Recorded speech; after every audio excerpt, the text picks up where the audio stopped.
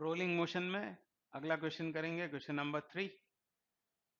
A disk is moving in pure translation, its velocity is 3 metre per second. तो paper pen लेके साथ में solve करो, कहानी मत सुनो प्लीज।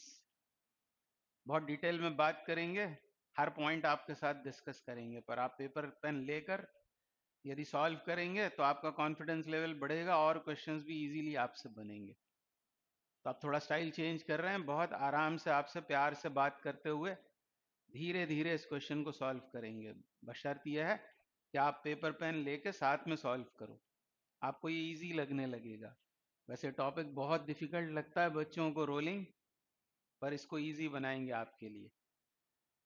क्या बोल रहे हैं? Disc is moving in pure translation, its velocity is 3 metre per second. तो डिस्क सुनकर क्या थॉट दिमाग में आता है? डिस्क का moment of inertia about centre of mass होता है हाफ mr स्क्वायर, ये याद आ जाना चाहिए। फिर ये प्योर ट्रांसलेशन क्या होता है? तो यदि कोई रिजिड बॉडी इस तरह मूव करती है कि उस रिजिड बॉडी में का हर पार्टिकल सेम वेलोसिटी से यदि मूव करता है तो उसे कहते हैं प्योर ट्रांसलेशन। जैसे ये डिस्क है तो इसका हर पॉइंट, ये पॉइंट यदि 3 मीटर पर सेकेंड से जा रहा है, इसका सेंटर ऑफ मास भी 3 मीटर पर सेकेंड से, ये वाला पॉइंट भी इस तरह। इस डिस्क का हर point, each point in the disk is moving with same velocity, then it is said to be in pure translation. So a disk is moving in pure translation, its velocity is 3 meter per second. It comes in contact with a surface which has a coefficient of friction of 0.2. ये जो दिया हुआ है ये है kinetic friction, mu के दिया हुआ है एक्चुअली। तो एक सरफेस है और इस बॉडी मतलब डिस्क और उस सरफेस के बीच कोएफिशिएंट ऑफ फ्रिक्शन है 0.2। ये काइनेटिक फ्रिक्शन क्यों है? तो जब ये डिस्क इस सरफेस के साथ कांटेक्ट में आएगी तब क्या होगा? ये जो पॉइंट ऑफ कांटेक्ट है, मतलब जो कॉमन पॉइंट होता है सरफेस और डिस्क का, वो पॉइंट ऑफ कांटेक्ट सरफेस के रिलेटिव आगे जा रहा होगा, मतलब उसकी हो रही होगी स्लाइडिंग डिस्क की। और स्लाइडिंग का ऑपोज करने के लिए फ्रिक्शन डेवलप हो जाएगा, और वो कहाँ एक्ट करेगा? वो इसके ऑपोजिट। इस पॉइंट ऑफ कांटेक्ट की वेलोसिटी इधर होगी 3 मीटर पर सेकेंड, तो इधर ये फ्रिक्शन डेवलप हो जाएगा। तो ये दिखाया मैंने, फ्रिक्शन जो है डिस्क पर लग रहा है, सरफेस पे भी लगेगा पर हम डिस्क पर इसको शो कर रहे हैं। और ये कितना होगा? तो ये कितना होगा जानने के लिए क्या करना पड़ेगा हमको? हमें म्यू एन लगाना पड़ेगा। फ्रिक्शनल फोर्स होगा म्यू एन, मतलब हमको चाहिए होगी नॉर्मल रिएक्शन भी। अब नॉर्मल रिएक्शन कितनी होगी? तो इधर जो फोर्सेस लग रहे हैं इस डिस्क पर, ये दोनों और दो फोर्सेस कौन कौन से? एक तो इसका वेट, ये सेंटर ऑफ मास उस डिस्क का। एक तो इसका वेट होगा mg। अब आगे क्वेश्चन में इसका मास भी दिया हुआ है, mass of the disc is 1 kg and its radius is 1 metre. तो mass is given 1 kg and its radius, मान लो कैपिटल आर कह देते हैं उसको, वो कितना है? 1 मीटर। तो ये दो फोर्सेस और होंगे, mg और ये नॉर्मल कांटेक्ट फोर्स या नॉर्मल रिएक्शन। तो इस तरह इस डिस्क पर लग रहे हैं तीन फोर्सेस। इस फ्रिक्शन की हम बात कर रहे थे, ये कांटेक्ट में आई तो पॉइंट ऑफ कांटेक्ट सरफेस के रिलेटिव आगे जा रहा होगा, स्लाइड हो रहा होगा, और स्लाइडिंग का अपोज करने के लिए फ्रिक्शन इधर एक्ट करेगा, वो होगा म्यू एन। और म्यू कौन सा आएगा? क्योंकि स्लाइडिंग हो रही है इसलिए ये काइनेटिक फ्रिक्शन है, म्यू के। तो म्यू के एम जी, ये लगेगा फ्रिक्शनल फोर्स। तो ये फोर्सेस हैं। अब इस फोर्स, इन फोर्सेस के लगने की वजह से क्या होगा? एक तो एन एम जी को बैलेंस कर देगा। हम स्टडी किसकी कर रहे हैं? डिस्क की। इस डिस्क की स्टडी कर रहे हैं, एन इज इक्वल टू होगा एम जी। तो इधर तो ये फोर्सेस बैलेंस हो गए, इसके ऊपर नेट फोर्स सिर्फ ये है, डिस्क के ऊपर एक्ट करने वाला नेट फोर्स ये है म्यू के एम जी। अब देख लेते हैं कि हमसे पूछा क्या है। इतनी बातें आपको समझ में आ गई होंगी। क्या बोला है हमसे? Disc is moving in pure translation. Pure translation का मतलब समझ में आना चाहिए, each point in the disk is moving with same velocity, then it is said to be in pure translation। हर पॉइंट 3 मीटर पर सेकंड से forward direction में या राइट हैंड साइड में घूम चल रहा है. It comes in contact with surface which has a coefficient of friction of 0.2. ये डिस्क किसी सरफेस के कांटेक्ट में आती है और कोएफिशिएंट ऑफ फ्रिक्शन है 0.2. तो ये अंडरस्टूड है कि ये म्यू के दिया हुआ है हमसे. होगा क्या, ये जैसे ही कांटेक्ट में आएगी तो पॉइंट ऑफ कांटेक्ट सरफेस के रिलेटिव आगे जा रहा होगा, उसके आगे जाने का अपोज करने के लिए फ्रिक्शन इधर एक्ट करेगा. ये फ्रिक्शनल फोर्स है जो मैंने डिस्क पर दिखाया हुआ है. इसका यदि मास है m, तो ये एक वेट इस डिस्क पर नीचे एक्ट करेगा mg, और ये होगा नॉर्मल कांटेक्ट फोर्स n. तो फ्रिक्शन होगा म्यू के n, म्यू के mg. इतनी बात आपको समझ में आ गई होगी. डिस्क का मास भी दिया हुआ है, रेडियस भी दिया हुआ है. पार्ट ए में हमसे क्या पूछा है, after how much time will the disc start rolling. तो हम मान लेते हैं point of time when the disc comes in contact with the surface वो है 0. t इक्वल टू 0 पर ये डिस्क सरफेस के कांटेक्ट में आती है. उस इंस्टेंट के बाद हमको बताना है after how much time the disc start rolling. अभी रोलिंग तो हो नहीं रही है, अभी तो हो रही है स्लाइडिंग, और स्लाइडिंग की वजह से ये फ्रिक्शन डेवलप हुआ है. अब इसके होंगे दो कंसीक्वेंसेस. इस फ्रिक्शन की वजह से इसका सेंटर ऑफ मास, उसमें कुछ एक्सेलरेशन आने लगेगा. वेलोसिटी तो है उसके सेंटर ऑफ मास में. कितनी है वेलोसिटी? अच्छा होता है यदि इस डायग्राम में हम ये ना दिखाएं वेलोसिटी, ये कंफ्यूज करती हैं. तो ये वेलोसिटी है कितनी, इसको नहीं भी ड्रॉ करें तो ये है 3 मीटर पर सेकेंड. इसके सेंटर ऑफ मास की वेलोसिटी कहाँ, फॉरवर्ड डायरेक्शन में. इस फोर्स के आने की वजह से ये एक रिजिड बॉडी है, और रिजिड बॉडी पर ये इतना यदि फोर्स लग रहा है तो एक्सेलरेशन आएगा कुछ ना कुछ. तो ये पार्ट ए हम सॉल्व कर रहे हैं. तो पहली स्टेप तो ये होगी, क्या निकालने हम, ए सी एम. ए सी एम निकाल लेते हैं. ए सी एम कितना होगा, मतलब सेंटर ऑफ मास का एक्सेलरेशन. ये हम बात कर रहे हैं ट्रांसलेशन की. ये है रिजिड बॉडी पर लगने वाला फोर्स, और रिजिड बॉडी का मास है m. तो ये नेट फोर्स म्यू के mg, और उस बॉडी का मास m, यानी एक्सेलरेशन लग रहा होगा म्यू के इंटू जी. ये होगा एक्सेलरेशन. तो इसकी डायरेक्शन क्या होगी, तो जो डायरेक्शन फ्रिक्शन की है, फ्रिक्शन यदि इधर एक्ट कर रहा है तो ये एक्सेलरेशन जो प्रोड्यूस हुआ है वो भी इधर होगा. इधर फोर्स उधर एक्सेलरेशन. अब ये कितना होगा, तो म्यू के दे रखा है 0.2, जी ले लेते हैं 10, तो ये हुआ 2 मीटर पर सेकेंड स्क्वायर. तो ये आएगा एक्सेलरेशन. मतलब सेंटर ऑफ मास के पास 3 मीटर पर सेकेंड की वेलोसिटी है फॉरवर्ड डायरेक्शन में, और एक्सेलरेशन आने लगा 2 मीटर पर सेकेंड स्क्वायर का इधर बैकवर्ड डायरेक्शन में. 2 मीटर पर सेकेंड स्क्वायर का एक्सेलरेशन प्रोड्यूस हुआ. मतलब इस फ्रिक्शन के पैदा होने से एक बात तो ये हुई, मतलब सेंटर ऑफ मास का होगा रिटार्डेशन. फिर ट्रांसलेशन की बात हो गई. दूसरी बात ये कि टॉर्क क्या लग रहा है, क्या टॉर्क आएगा क्या कुछ, तो इनसे तो कोई टॉर्क आएगा नहीं अबाउट सेंटर ऑफ मास, क्योंकि ये दोनों सेंटर ऑफ मास से ही पास हो रहे हैं एन और एम जी. तो इनसे तो कोई टॉर्क नहीं होगा, पर mu K M ji will produce या कंस्टिट्यूट टॉर्क.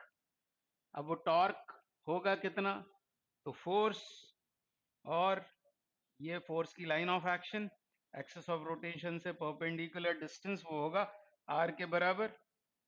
यानी टॉर्क का मैग्नीट्यूड होगा mu K M ji times are. इतना टॉर्क आएगा. वो क्लॉकवाइज होगा या एंटी क्लॉकवाइज, टॉर्क कैसा होगा, तो टॉर्क कैसा होगा उसके लिए स्पैनर रूल हम लगाते हैं. स्पैनर का माउथ यहाँ रखा और ये फोर्स ऐसा अज्यूम किया, तो कैसा टॉर्क है ये है क्लॉकवाइज. क्लॉकवाइज इस तरह का टॉर्क प्रोड्यूस होगा. और इस तरह का टॉर्क यदि प्रोड्यूस हुआ है तो अल्फा भी ऐसा ही होगा.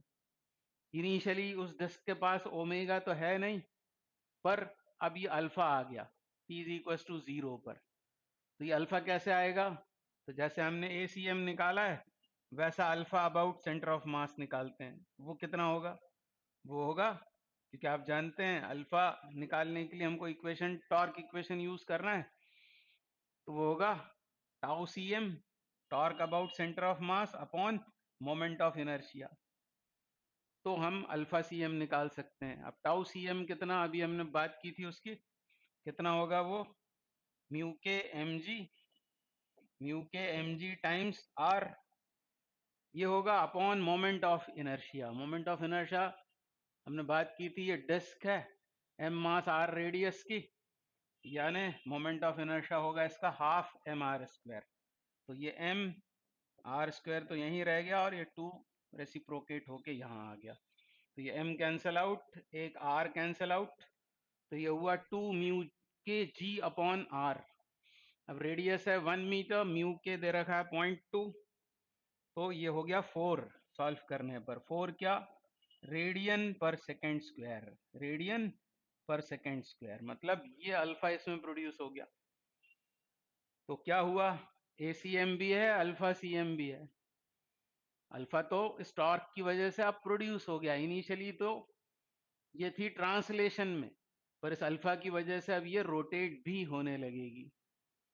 ये कंसीक्वेंसेस हैं इस फ्रिक्शन के, फ्रिक्शन की वजह से क्या होगा, ट्रांसलेशन की यदि बात करें तो रिटार्ड होगी ये, और यदि रोटेशन की बात करें तो एक्सेलरेट होगी। तो इस तरह से इसमें ओमेगा आ गया और ओमेगा बढ़ता चला जाएगा।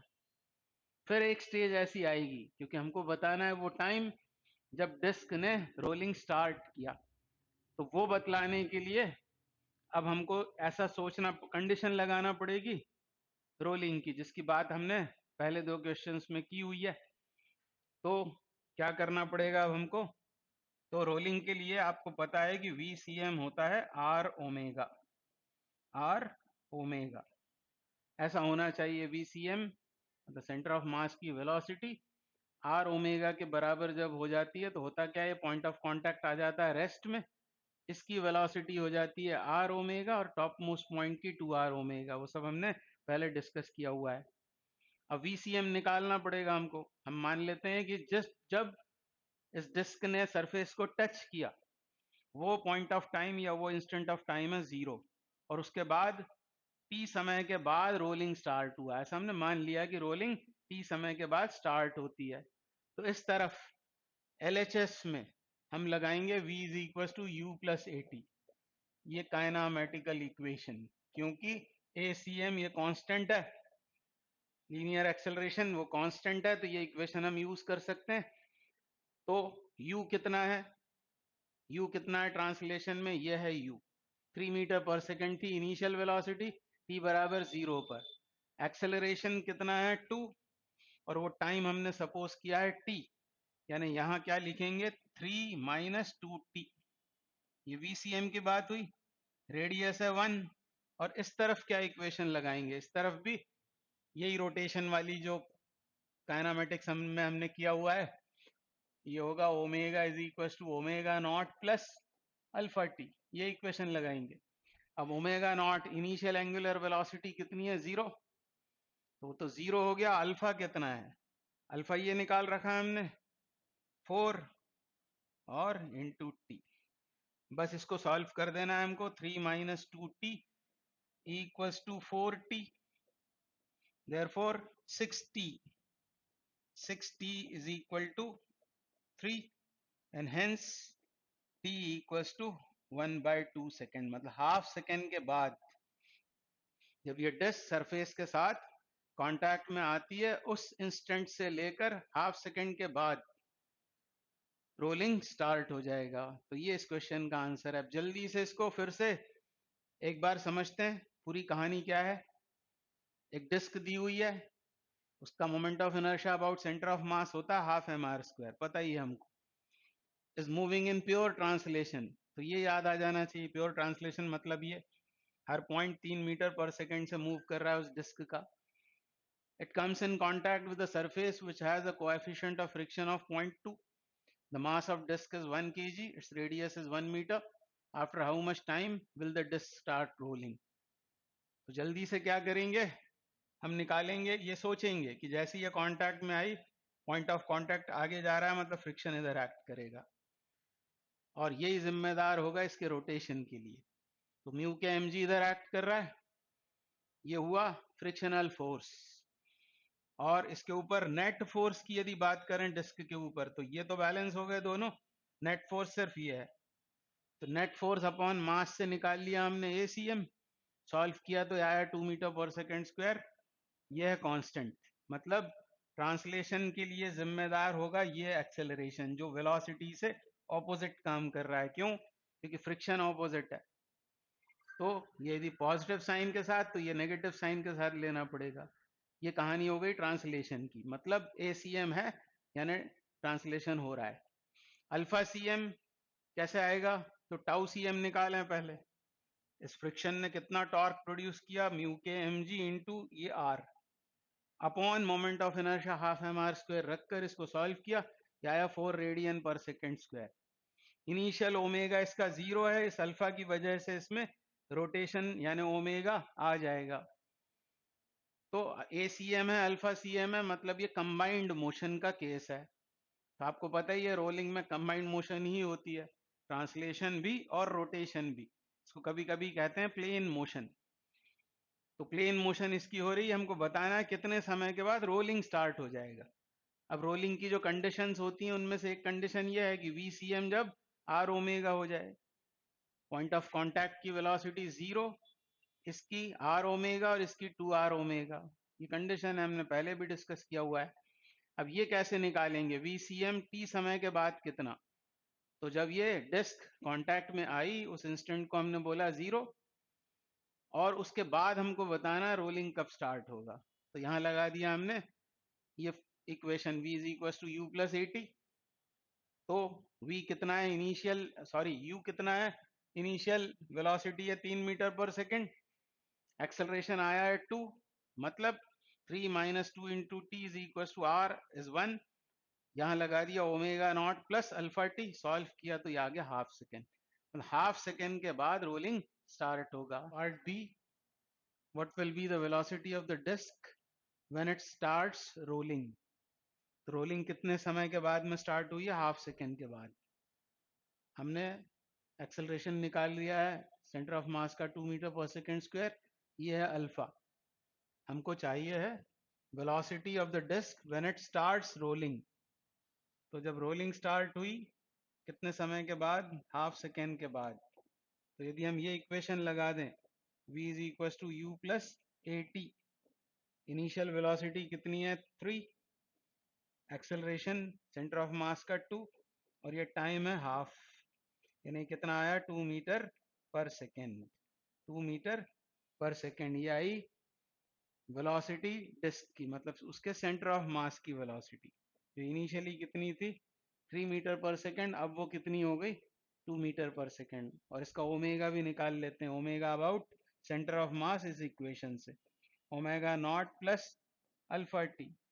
तो ओमेगा नॉट तो 0 है, अल्फा कितना निकाला हमने 4 रेडियन पर second square into time, time is half, यानी आ जाएगा 2 रेडियन पर सेकेंड स्क्वायर। इस तरह से ये हमने निकाल लिया वेलोसिटी का value, velocity of disc when it starts rolling. Part C में क्या बोल रहे हैं? 1 second after touching the ground, what will be the velocity of the top most, lower most and the centre point of the disc. ये इस तरह का question पहले भी हमने किया हुआ है।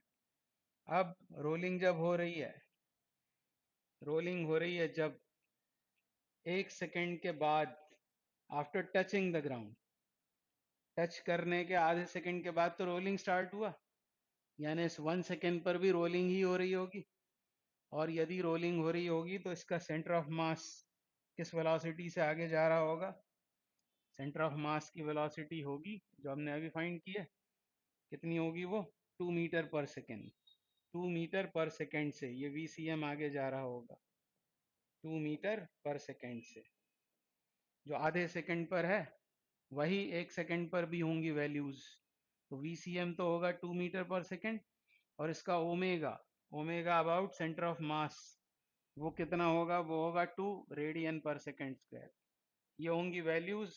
हमको बताना है इन 3 पॉइंट्स की वेलोसिटीज, किस किस की? टॉप मोस्ट, मतलब इस पॉइंट टी की वेलोसिटी बताना है, और लोअर मोस्ट पॉइंट की, और उसके सेंटर पॉइंट की। तो सेंटर पॉइंट की वेलोसिटी तो ये है 2 मीटर पर सेकेंड।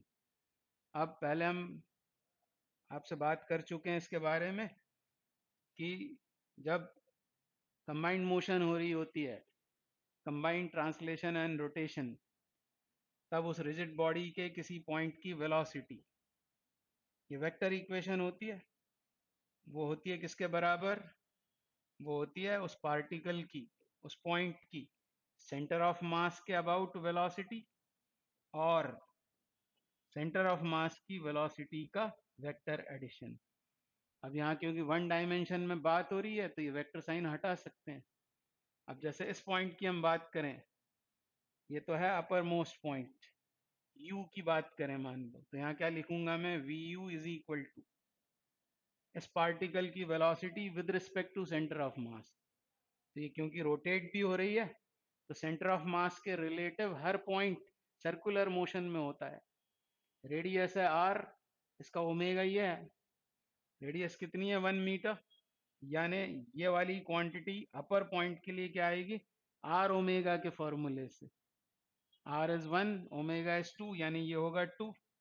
और इधर होगी है सर्कुलर मोशन इस तरह की हो रही है क्लॉकवाइज, ये होगी वेलोसिटी, ये होगी r ओमेगा, और इसकी अपनी सेंटर ऑफ मास की वेलोसिटी इसमें ऐड होगी क्योंकि ये भी इधर ही है, ये भी इधर ही है, तो इन दोनों को हमें ऐड करना पड़ेगा, VCM को और r ओमेगा को, दोनों सेम डायरेक्शन में, तो 2 + 2 ये हो जाएगा 4 के बराबर, 4 मीटर पर सेकेंड। ये अपर मोस्ट पॉइंट की वेलोसिटी हुई।